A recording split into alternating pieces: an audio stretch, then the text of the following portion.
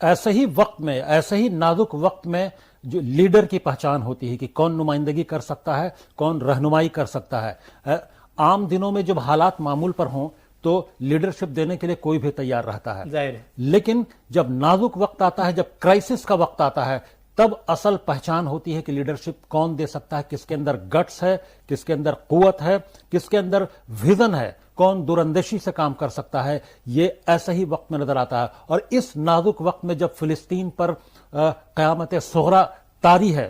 تو یہ کہا جا سکتا ہے کہ ایسے میں پوری کی پوری OIC لیڈرشپ، جو سو کالڈ جو لیڈرز ہیں، جو حکمراں ہیں، وہ پوری طرح سے ناکام ہیں۔ کوئی لیڈرشپ دینے کا اہل نظر نہیں آ رہا ہے، سب کے اپنے اپنے مفادات ہیں۔